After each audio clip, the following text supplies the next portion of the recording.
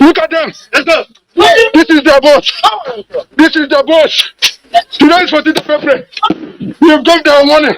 We have given them a warning. We don't want any more election. Today is 14th of April. We have given them a warning. Thursday, 14th April 2022. Dark day for the INEC family as one of its staff shot dead by yet to be identified gunmen in Imo State. However, INEC has established contact with two of the staff that were missing during the attack. The INEC officials were on national assignment, the continuous voters registration exercise, quite a sad one, but the commission has to function, and preparations for the 2023 election still on course. 1.8 million permanent voters cards will be ready for collection after the Easter break. 1.1 million applications were invalid. Why were some of the applications for a new card unsuccessful? The INEC image maker, Festus Okoye, will educate us on that. While INEC is battling with issues of the safety of its staff and meeting up the millions of demands on the PVC, there is serious non-alignment, as it were, in the Allied People's Movement. Yes, leadership crisis. Who is overthrowing who? Is this a big question? Quite interesting one too. So please stay back for the full details of all of this and other stories. I am Mayor Ogedi, welcoming you to that Friday where it is very, very important to the Christendom.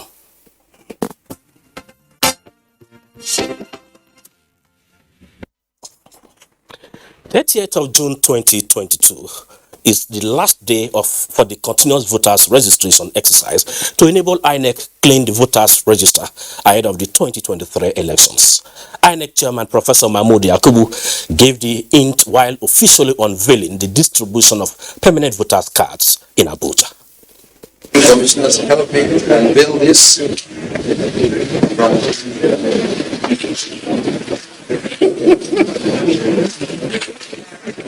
But here they are, 1.8 million cards on their way to the states for collection by September. A total of 1,854,859 PVCs are now ready. They will be delivered to our state offices across the country over the Easter holiday. They will be available for collection by the actual owners in person after the holiday. Presently, nearly 45% of the completed registrations nationwide are invalid. Even more disturbing are the strong indications that some of our staff may be complicit in facilitating these infractions. The PVCs don't have expiry dates. The PVCs wouldn't expire. In fact, what we have done using the beavers is to improve on the functionality of the machine in relation to the PVCs, party primaries, and the 2023 general election. The Commission wishes to reiterate that the dates for all activities in the timetable and schedule of activities for the 2023 general election, including the conduct of party primaries, are firm and fixed. That's the INEC Chairman, Professor Mahmoud Yakubu. So let's join Festus Okoye, the INEC National Commissioner in charge of voter education, via Zoom. Festus Okoye, welcome to Political Update. Yeah, thank you so much. It's quite a sad one over there in Imo State, and we really condole with the INEC family. But away from that, we observed that about 1.1 million PVC applications were invalid. What are or were the factors responsible for this invalidation of the PVC, the applications being applied for? When we resumed the continuous voters registration exercise on the 28th day of June 2021, we made it very clear that the application was not open to every Nigerian. We made it very clear that the application was open to only Nigerians who had attained the age of 18 years. We also made it very clear that only those who have never registered before are eligible to register. We also made it very clear that those who have lost their PVCs, or those whose PVCs have been defaced, or those who had challenges or problems during the previous exercises should approach any of the INEC state or local government offices and complain. And that for those who have computers, those who have the services of the internet, that we establish services through our online portal for people to engage in various services. We had a portion devoted to those who have lost their PVCs. We had a portion, and we still have a portion devoted to those whose PVCs have been defaced. We have a portion devoted to those who want to do a transfer. And we also had a portion devoted to those who want to check the status of their PVCs, or who want to even upgrade and update the information in relation to their previous registrations. So on our portal, we have 7 services that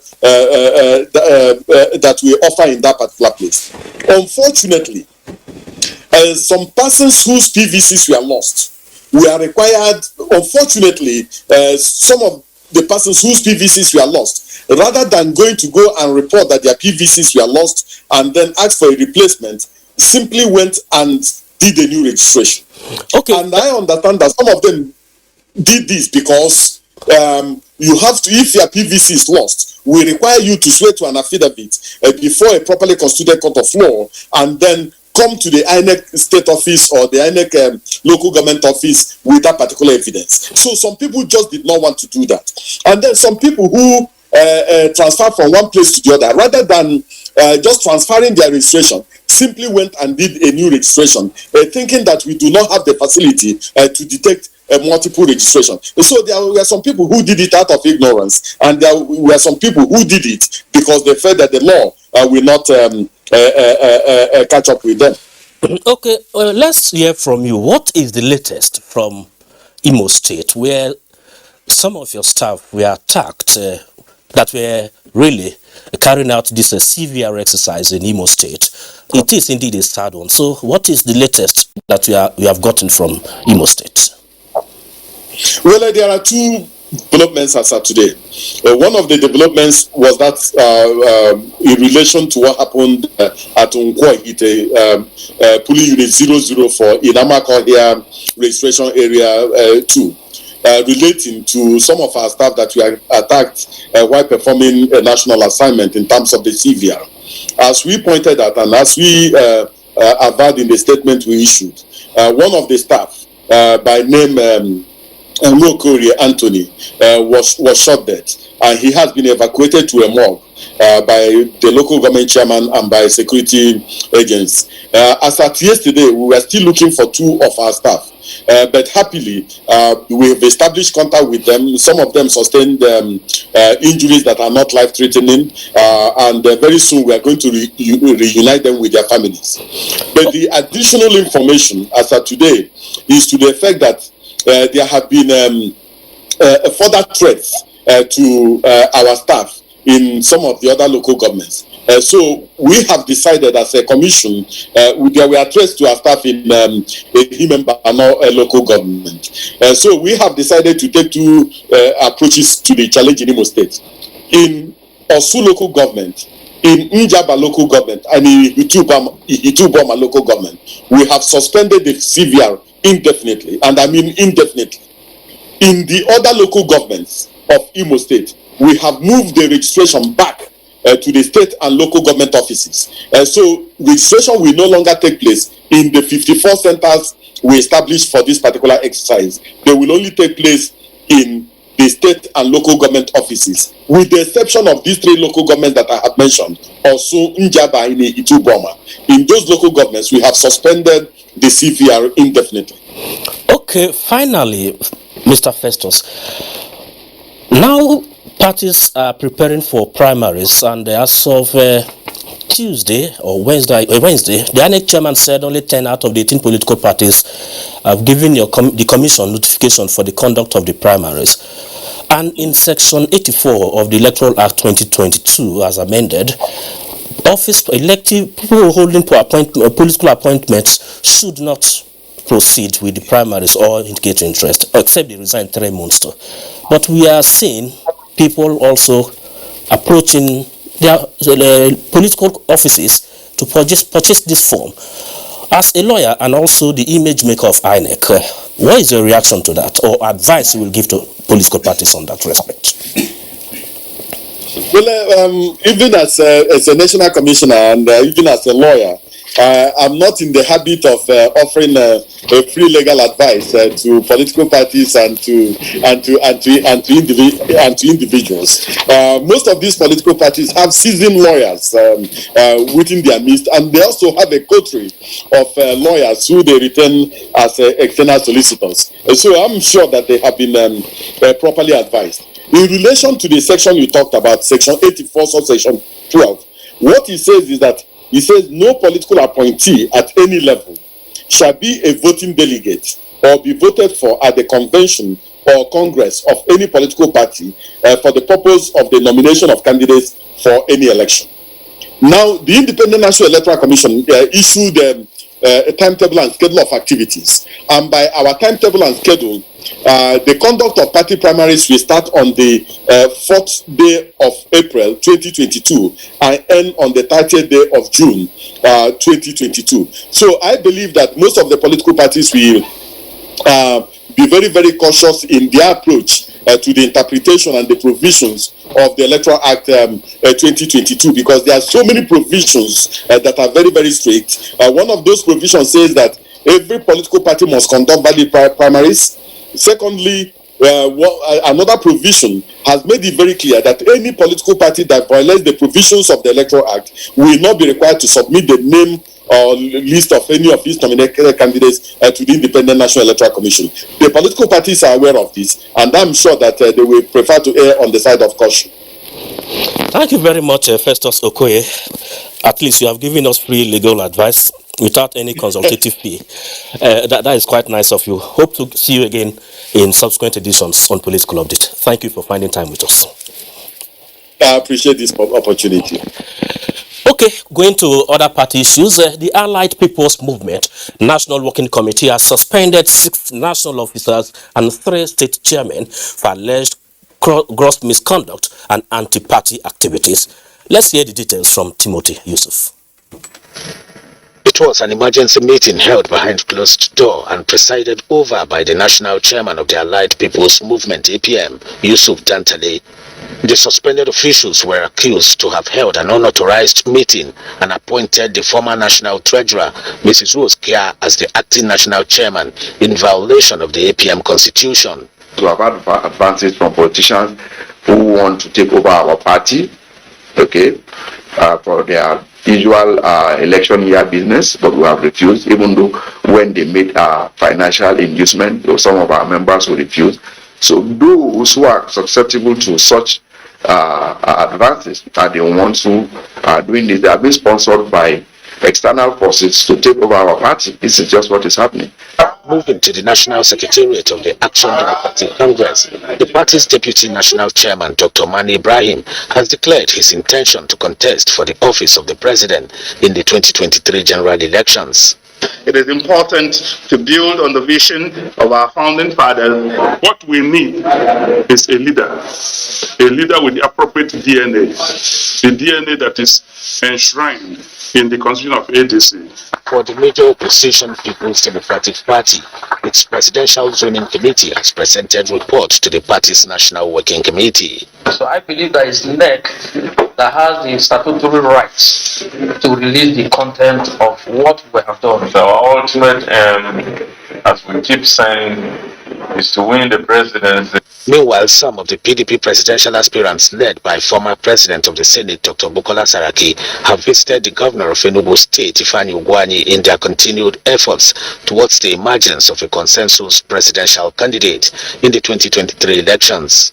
All the aspirants are going to meet, because we're talking about a Nigerian. We're not talking about a northern aspirant or a southern aspirant. I welcome consensus based on justice, equity, and fairness. The presidential primary election of the PDP is expected to hold between the 28th and 29th of May 2022. Timothy Yusuf, NTA News. From there, we move to our guest in the studio. He is the National Secretary of the Inter-Party Advisory Council, IPAC, and also the National Chairman of Allied People's Movement, Yusuf Maman Dantali. You are welcome to Police Club. Thank you very much. In that report, you made two statements. It's about the suspension of 6 national officers and 3 state chairmen. What really informed that decision? Or what were some of the anti-party activities you noticed from them? Okay, thank you very much. You see, in running an organization, good afternoon, listeners. In running an organization, you don't run based on sentiment, you run based on the rules prescribed by that organization, and then that will not be in contrary or in conflict with the Constitution of the Federal Republic of Nigeria. The constitution of my party is very clear. Article 7 of the Constitution says supreme authority. The supreme authority is emergency national National Executive Committee or the National Congress. So on the 5th of February this year, we met and took a decision at the NEC, and all these 6 officers and the 3 state chairmen were there. The report to this effect by INEC is there. We have certified to copy from INEC, and none of them raised any objection to the decisions taken by the entire NEC. This is a composition of all the state chairmen and all members of the National Working Committee. Then, after that, 6 officers of the National Working Committee took 3 state chairmen along with them and went and forged documents that they are having a vertical arrangement or vertical arrangement different from what we had at the NEC.